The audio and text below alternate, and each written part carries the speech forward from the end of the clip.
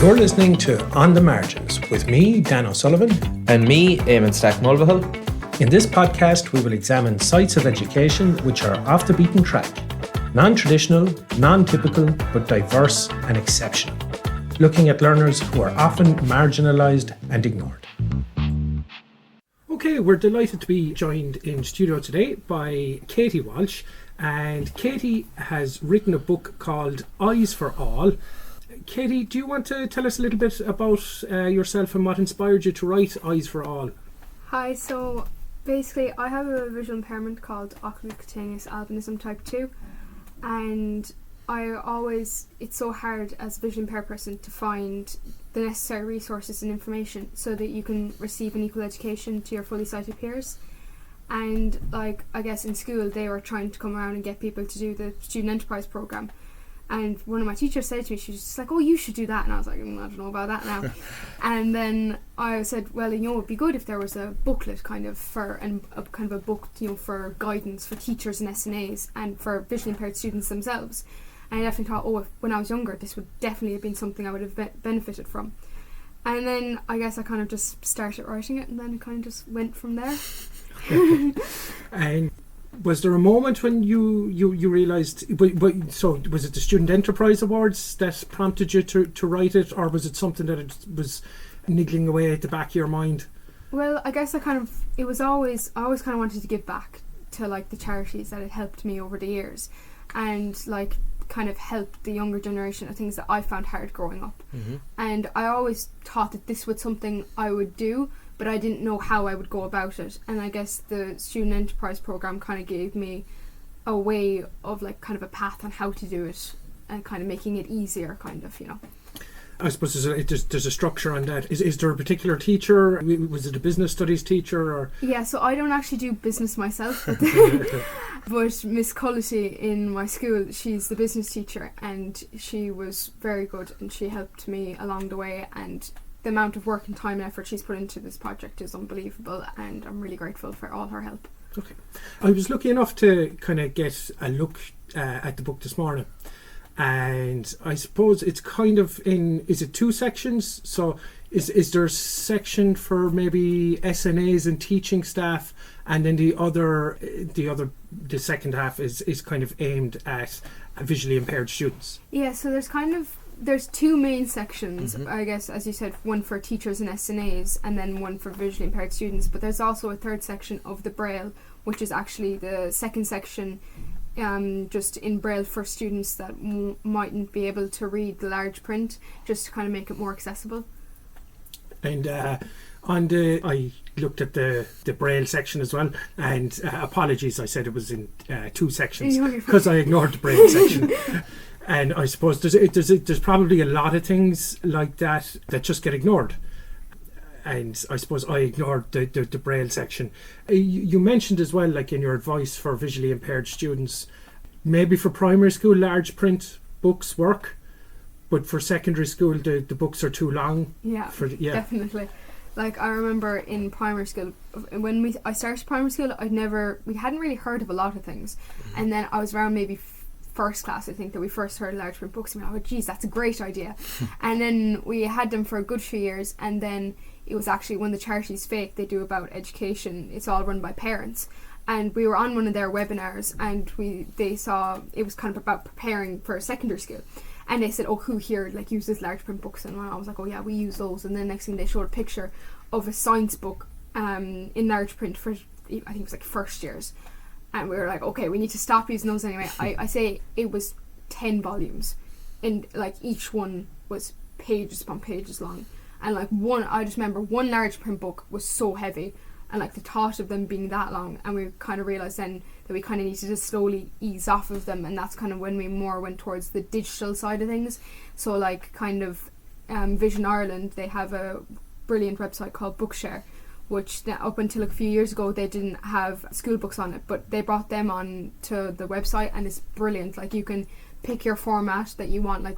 With me, I know PDF suits me better. Mm-hmm. So I just download it then, and I put it into my folder, and then I just, I'm in maths, and next thing I just go into the folder, tap on it, and I have the entire book. And it makes it a lot easier, I guess, as well, in subjects like geography, when you have to write a lot of notes. When you have it digitally, And now people say I'm cheating, but it's great. You can just copy and paste it. It's so handy. Like the teacher will go, oh yeah, you have to write that entire page into the book, and I'm really sorry, but you need it. And then I can just go, yeah, I'm done, 2 seconds. And then my friends are just looking at me like, this isn't fair. And I was just like, well, I'm visually impaired, so what helps. I'm thinking of first year students, and every September people will be saying the bags are bigger than the students. Yeah. And if you had to be using the large print books, you might need a lorry to bring definitely.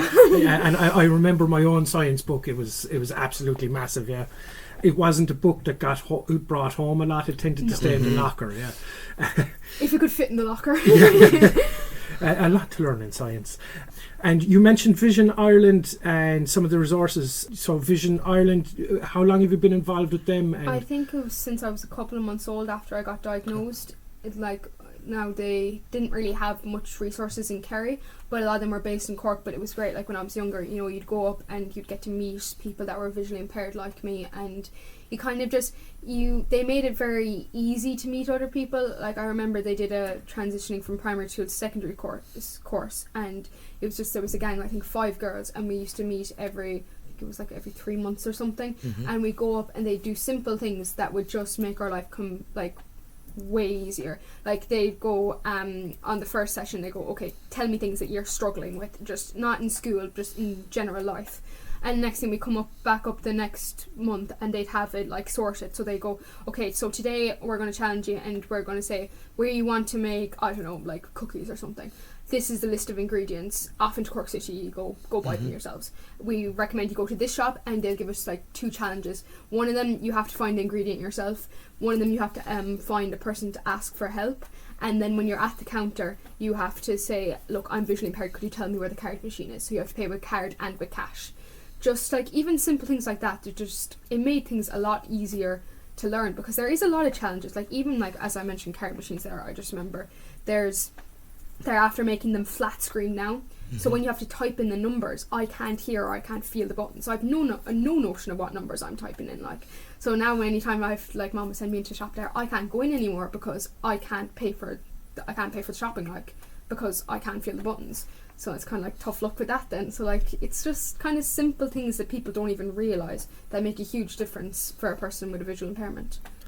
I suppose with Vision Ireland there, you mentioned, was it maybe a group of 5 of you? Yeah. And that kind of peer support. Yeah. Are you still in touch? Oh yeah. Because I guess when I was younger, I didn't know anyone that was visually impaired. And with my visual impairment, it's genetic. So the doctors were like, oh, there's surely someone in your family that has it. And we went back in history, no one had it. No idea how I got it. I got it and I guess that was kind of hard because I did know one person with albinism. It was someone's friend's brother's cousin or something, oh, he has it, and I was just like, oh, I've never met them now. So, and then I remember one of the first times I went up to they used to be the NCBI, Vision Ireland, and I met a girl that turned out to be only just down the road from me, and I never knew that she was even there. And then I went up to another one, and it turns out there was a girl from Clarny, and we're still good friends, and we meet every now and again, And I guess it's also nice that there's not a lot of visually impaired people in Kerry that are my age. A lot of them are a year older than me, so they're all going through their junior cert now, so they can kind of tell me what it's like. I have a little bit of, you go first, Sarah, just tell me how it goes, make me more prepared. And you described going through a shop there and doing the shopping. I suppose the cash points, it's unfortunate that they're taking a step backwards in terms of accessibility. Yeah. But I suppose cash is becoming less important as we move kind of more digitally. The kind of game you described there in doing the shopping, it almost sounded like orienteering. Yeah. It's a struggle, yeah. I guess I kind of lucky with my mom. She's kind of look, you need to be independent, so you're gonna go in now, and this is a list of shopping, and this is what you're gonna get. And then I'd go in, and we have ways and means around things. I know with coins and stuff, by the colour, but a lot of coins are the same colour as each other. What I used to do is, if you ever notice on a 20 cent there's grooves, yes, you can tell by the feeling of around the coin and the shape of it how much money you're holding in your hand. And even the same with the size of the note of cash. And going into a shop trying to find stuff is really hard. But like I guess now I kind of know my local shops and I know where you find things. Now when they move things, that's a whole other story. And you're like, yeah, where'd you move the milk to? Like, oh, Katie, you've hit on a pet hate of mine there now. Yeah. I get very stressed out and bothered around Christmas, and they have these guys who run the shops and they've done courses in retail management, and they have this thing called the customer journey. And they want to make that as long and as difficult as possible to keep you in the shop so that you buy more things. And coming up to Christmas, they want to change the customer journey. And you have to listen to Mariah Carey as you're trapped in the shop trying to buy the spuds. yeah. What do you think are some of the biggest challenges teachers face when working with visually impaired students? Well, I guess probably they're very, like, no offense to them, they can be very awkward around us because and it's not their fault. They just don't know how to act, and then they act one way, and then it turns out to be the wrong way, and then it's just like they're like, oh, I'm sorry, you know. I guess kind of like it depends on the visually impaired child, like what resources they need and what they prefer. And I guess with a teacher, it's hard for them to, you know, kind of to talk to the child and go, well, you know, even if they've taught a visually impaired child before, they might be completely different to the other visually impaired child. And I guess as well, like the small things that they don't even notice. Like I remember like the struggle of I have assistive technology, it's called a Mercury 13, and it has a long distance camera on it that I use to look at the board. And just the teachers, the simple thing of they don't realise they're standing in front of the camera, and they're like, take down all the notes on the board, and I'm like, I can't see the notes on the board, you're standing in front of it. And then they're there like, Katie, why aren't you doing anything? And then I feel like I'm being mean then going, oh, you're in front of the camera. You know. And I guess it's just small things like that they like. It's a lot of trial and error, and I guess when you're teaching a visually impaired child, you have to be willing to compromise and also just to keep trying until you find something that works. So I saw in the book you talked about small acts of inclusion, and I might come back to that again in a second, and we might talk a little bit more about small acts of inclusion that help you. But sometimes when you're dealing in the realm of special education needs, which is where we are, I suppose, sometimes people, particularly when it comes to literacy, you know, people who have difficulty reading, I find they're absolute ninjas at kind of adapting. Yeah. Do you have any ninja tricks that you can share? Well, I guess one thing that I find in school that you definitely have to adapt to is with the assistive technology. It's constantly breaking. Okay. And so you have to constantly figure out, okay, I have no camera today, which is like sending a fully sighted person into school with no eyes. Okay, how am I going to do this? And I guess kind of like even I'd say one thing, before I got a cane, I got a cane in 6th class, and before I got one, going upstairs was a huge challenge. So I developed this trick of I had a sore foot after it, but what you do is you use the top of your shoe and you just hold it out like in front of you, and you hit each step as you go along, so that you can figure out where the step is. And once you hit it, you put your foot up on it and you kind of measure with your foot kind of almost of how big the step is. And then you kind of just memorise that in your head. Just as you say that, Katie, and when we talked about teachers standing in front of cameras and being a small bit ignorant and unhelpful, I'd just like to take this opportunity to apologise on behalf of myself and Eamon for making you come up 3 flights of stairs to get into the studio. It's okay, I'm a cane now, it's okay. I saw in the book you had, now you mightn't be familiar with this terminology, but then again you might. I saw in the book there was an example of some text, and it said, I can see this and I can't see this. And I noticed looking at it, the difference is the one you said you could see is what might be described in kind of a technical way as a sans serif font. Yeah. And for people who are listening who don't know what a sans serif font is, not attached writing, joint writing, or cursive might all be kind of... basically goes back to the basics. Back to the basics. Yeah. No squiggles on your letters. And that in itself is a small act of inclusion. Yeah. Contrast in colours. So bright colours are bad? Well, I guess it kind of, once again, depends on the visual impairment. But like I find with me, like let's say you can see in the second half of the book that it's black writing printed on yellow paper. And that's I guess a lot reminds of like the I'm trying to think of the name now. The like, you know, you can get like copies that are different colours. Yep. Yes. And so I use the pink ones in school, and everyone thinks, oh, she just loves pink. No, it's just the easiest colour for me to read off of. And I guess like even that, like colour contrast comes into a lot of aspects in a visually impaired person's life. Like even in sport, when like let's say I like visually impaired tennis, and the ball is a little bit bigger than a normal tennis ball, and it's kind of spongy, and you have two of them, so one's black and one's yellow. So it depends on what like kind of, I guess, environment you're in. So like let's say if it's a really really bright day, you're probably better off to use the black one. Mm-hmm. And but then like let's say if you're on like a really like even if you're on grass, you're better off to use like the yellow one. Just like simple things like that just make it way easier. Like if I didn't have colour, I would be like, I have no idea where I'm going. It's interesting you should say that. I noticed that the GAA have they changed to a yellow sliotar? Yes, recently, yeah, in the last maybe 2 years. Yeah, so just when you have the GAA changing things, Yeah. we won't get into the debate around the squarts now, because and some of the other things you suggested for visually impaired students would be to have a walk around the school when it's closed, to kind of... Oh yeah, that's like the biggest thing, I would say, definitely.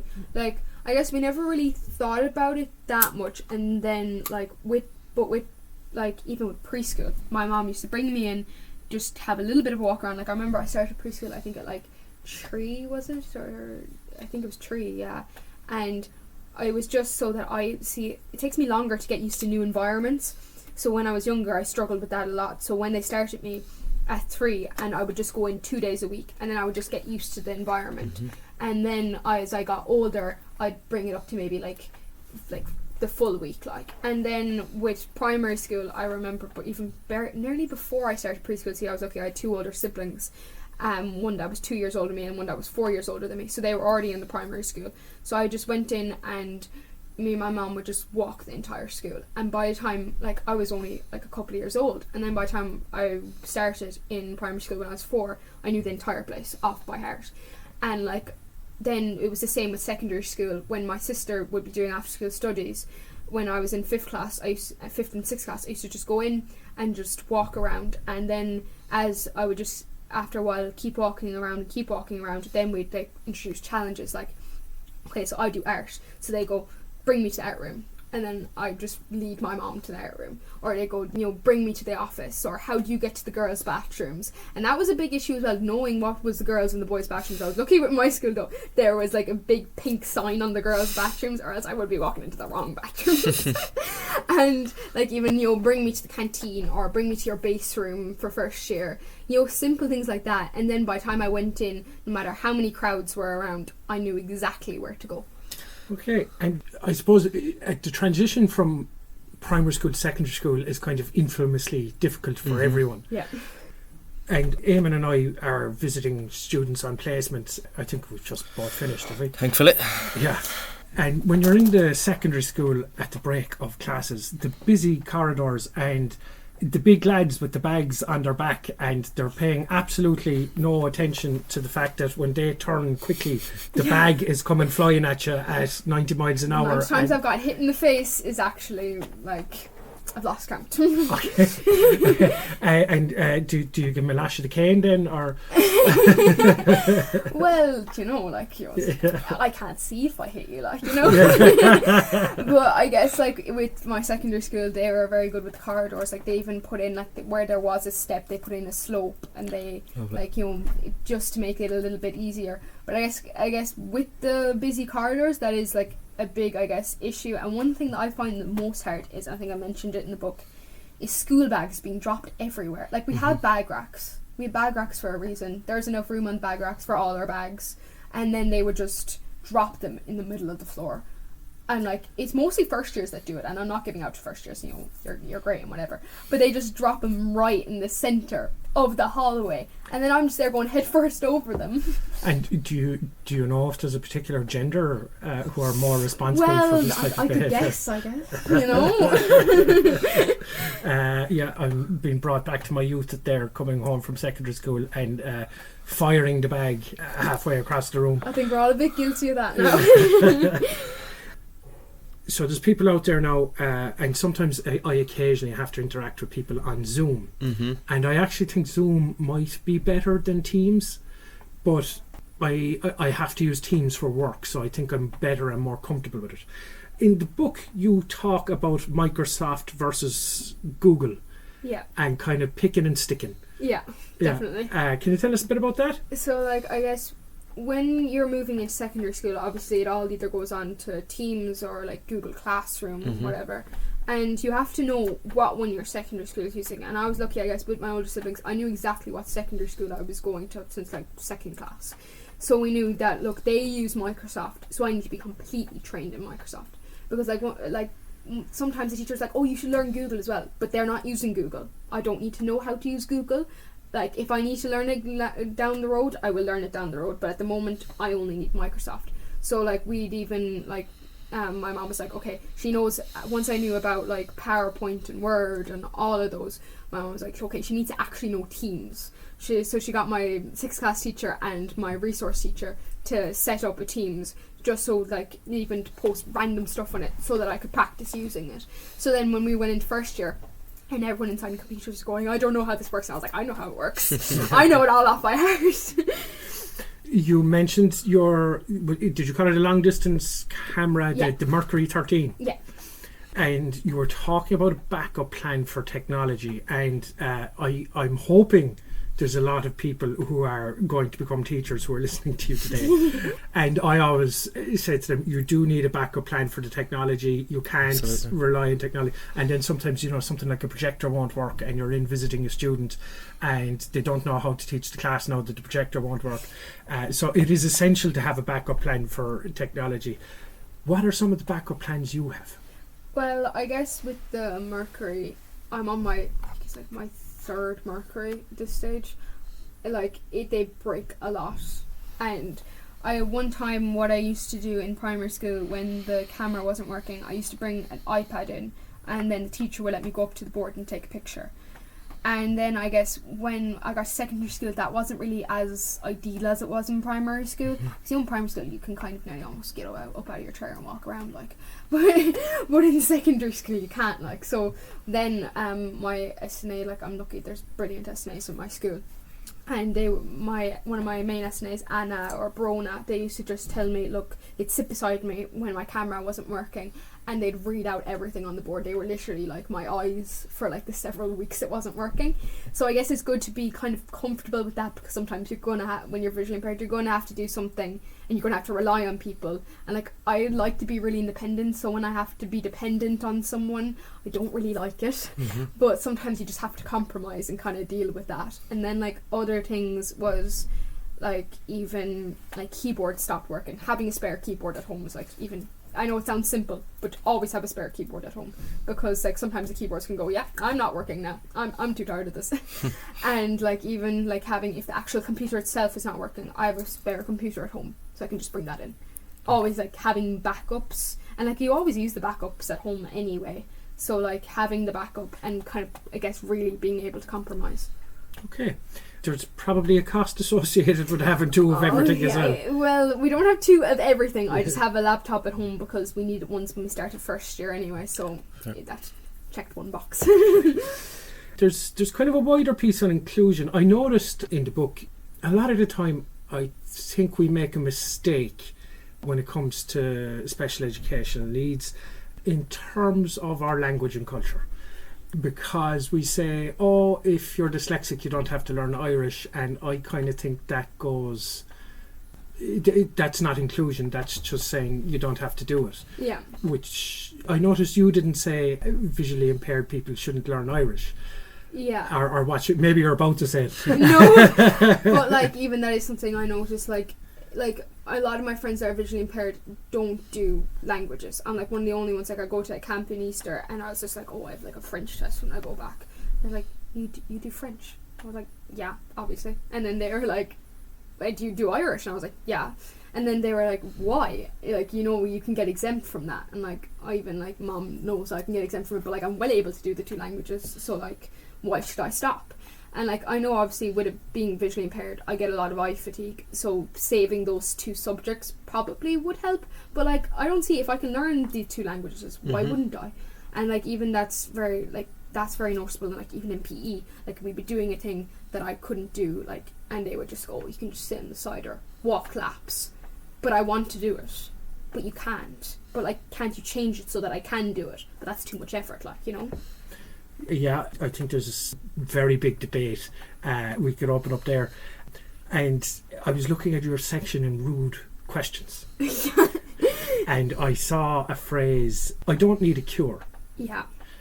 Can you tell us a little bit more about that, or where that sentiment is coming from? So all the questions that I wrote in the book I've actually been asked myself, and they're actually the nicest ones I've been asked. So the amount of time I've been asked, do I need a cure, is actually crazy. I was walking down the street one day, it was a fair in Castle Island, and this one random one came up to me and she said, come with me and I'll cure you. And I was like, do I look like I need a cure? Like, I'm fine. And then another time I went to the doctor and I was there for a chest infection, and they said, don't worry, Elon Musk will come up with a cure for you. Talking about my eyes, not my... I was like, I'm here with a chest infection, you know, give me my medicine and off I go. Like, you know, and there's a lot of like, oh, I need to be cured and I need to be this and I need to be that. But like, I know with my visual impairment, there's no cure, there's no treatment. Obviously at the moment, I'm sure they'll create something eventually.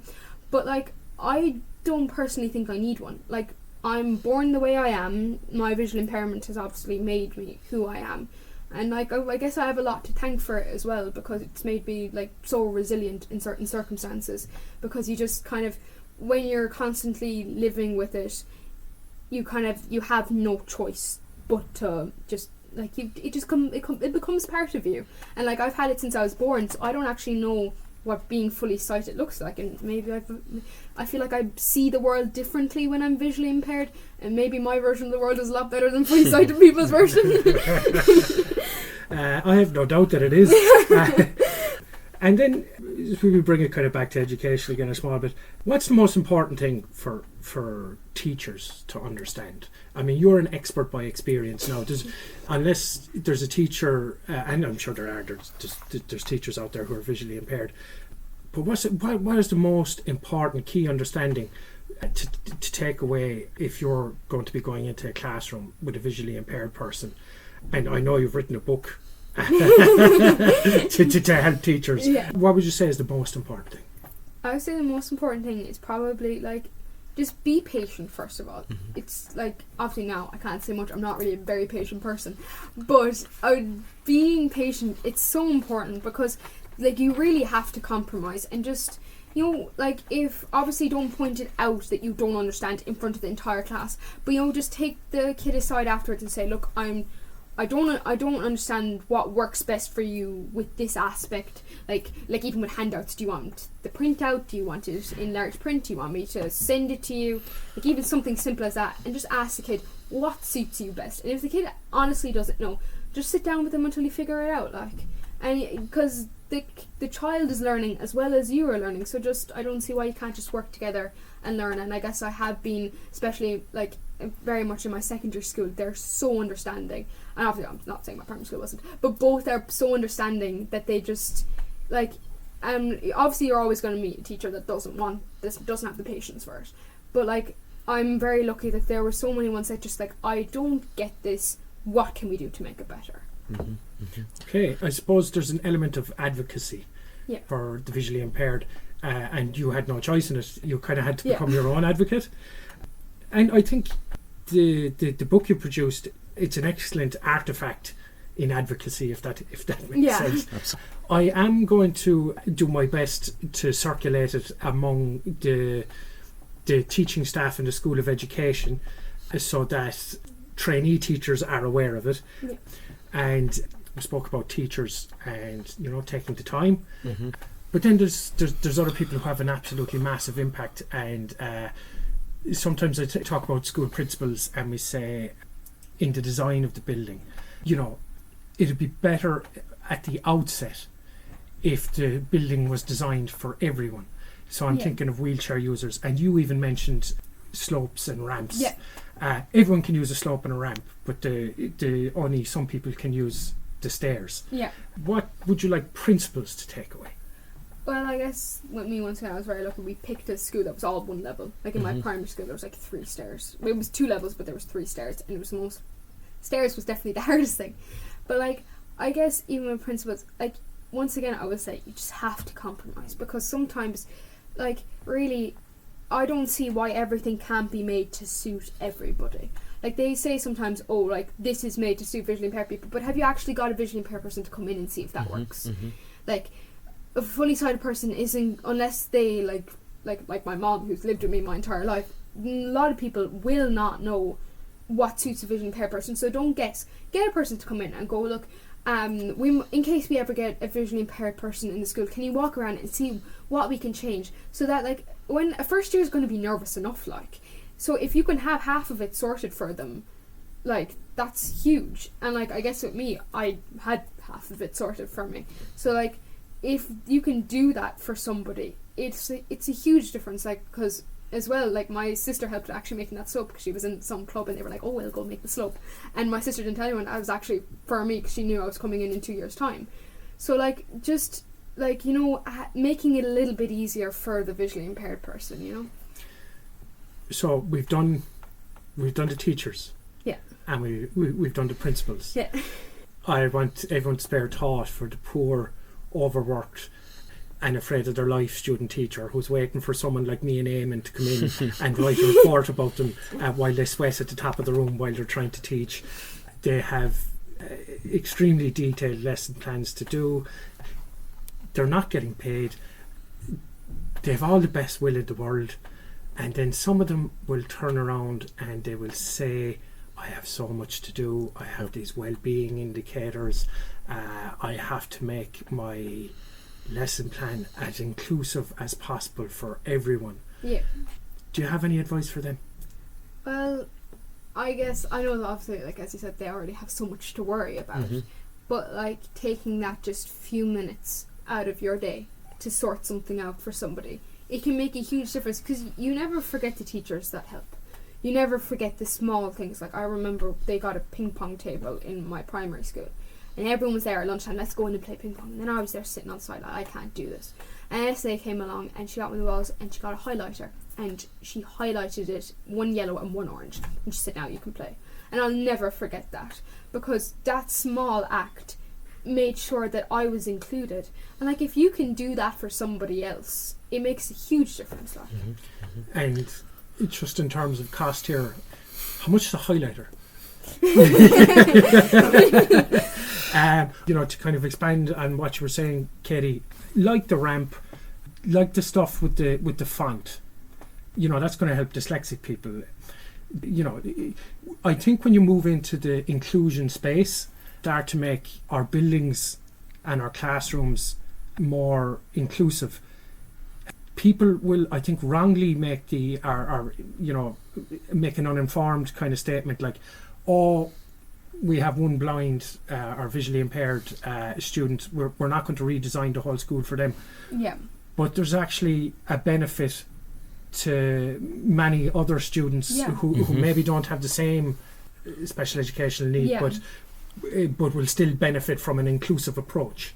Oh yeah, definitely. Like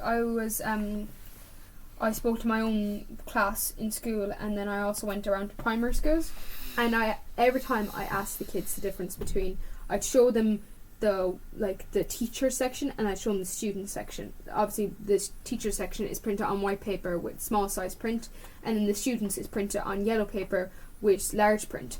And I remember showing it to them and they were like, oh my god, the yellow paper is so much easier to read off of. I know a lot of them said, oh yeah, when I go studying I'm definitely going to get yellow flashcards. And like they noticed like that made a difference for them, and they're not visually impaired at all. So like small change don't just help the people with like a visual impairment or any other type of condition. Like it helps everybody. Like I'm going to quote your book again, and it's the small acts of inclusion that make the real difference. Katie, how are we doing there for time? And I saw you about to ask a question there and I spoke over you. You're all good. I was just thinking, Katie, as you were talking through the chatting to teachers, chatting to student teachers, chatting to SNAs and principals. The biggest thing that you're talking about is opening up a bit of conversation with that teacher, with that cooperating teacher, with the principal, whatever that is. Is there anything else along that line that is really beneficial for someone like yourself to do with the teacher or with whoever is over the classroom or working with you in the classroom? Well, like, I guess, like, even in, like, parent-teacher meetings, Mm-hmm. like, saying, if you're not comfortable enough to go up to the teacher and self-advocate and say, look, this is something I struggle with, because, like, I may talk about self-advocacy, but I wasn't too great at it myself up until recently. And, like, even when you have, like, your parents are, you know, you want a little bit of backup. So, like, even just saying, like, look, Katie's been finding this hard in class at the moment, and we're wondering if we can find a solution to this. And, like, even, like, I remember there was a booklet about my specific visual impairment, and I remember giving it to my primary school teacher to say, oh, look, this will give you a little bit of insight into my visual impairment. And I guess that's kind of why I wrote the book, because, like, if they can have something, if the child can't say it themselves, if they have something that they can go ahead and read and then look back on to see, oh, I've forgotten how that works again, I can look at the book now and see, like, what piece of information I'm missing. Lovely. On that as well, what I was just thinking about when you were talking about the teachers, and you always remember the teacher that helps out, or the SNA that helps out. Yeah. It must be hugely fulfilling for you as well to be in the position now that you're helping out the next generation of students and the next generation of teachers as well. Yeah, definitely. Like, I still have time, I still can't believe it, to be honest with you. And, like, I guess I've always wanted to give back, and I guess being able to do that, it means the world to me. And, like, having the support of the charities and my family and my school is just, it's amazing. Absolutely. You don't know this, Katie, but my background is, I suppose, I was a business teacher. Are you in second or third year? Second year. You're actually amazing for a second year student.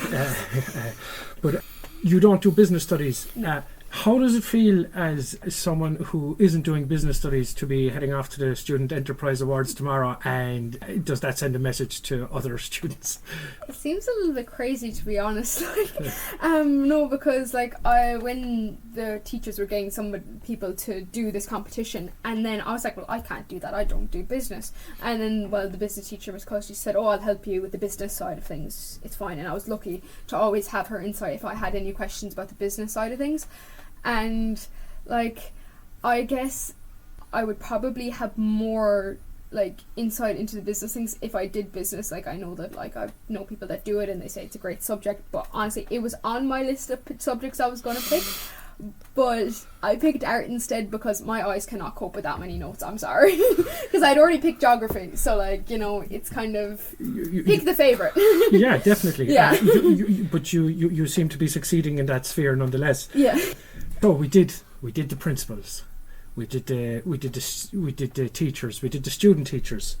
In terms of students, like your peers interacting with you, have you advice for students who, I don't know, maybe they see that they have a visually impaired person in their classroom, and, you know, they're not sure how to approach them, or are there small things you can do, small acts of inclusion that can make it a little bit easier?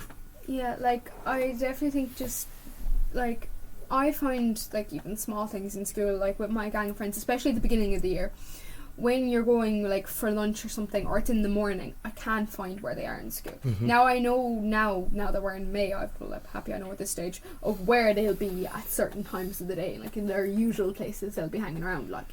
And then I know, like, let's say, in the morning they're going to be in the canteen, or they'll be walking laps, I'll just go there. But, like, in the beginning of the year, I remember there was a lot of times where I was walking around by myself because I couldn't find anyone, and it wasn't their fault, they just thought I was off with somebody else, like. And I guess, like, if you see someone that's visually impaired and they're walking around the corridors and they obviously look a bit lost, now sometimes they mightn't want any help, but you could just say, oh, I know you're friends with whoever, they're over there.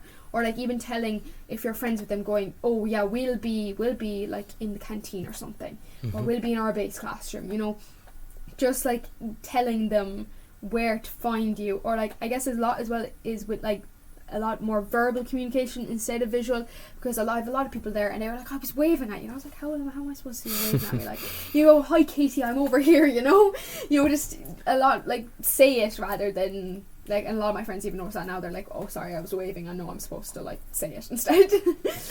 Okay, do you have any advice you could give a student who wanted to create something as meaningful or as impactful as your book?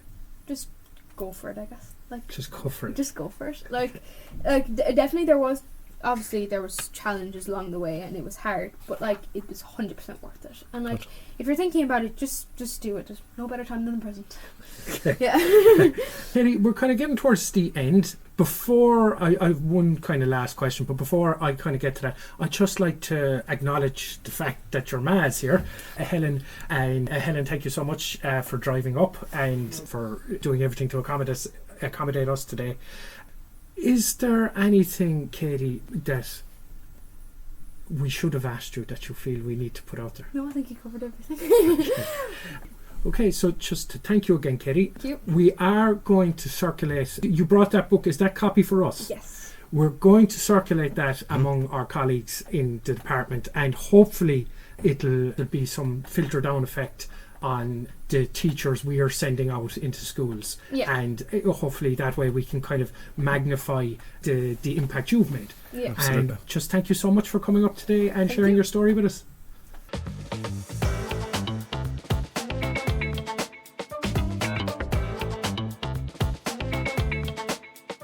Thank you for listening to this episode of Education on the Margins.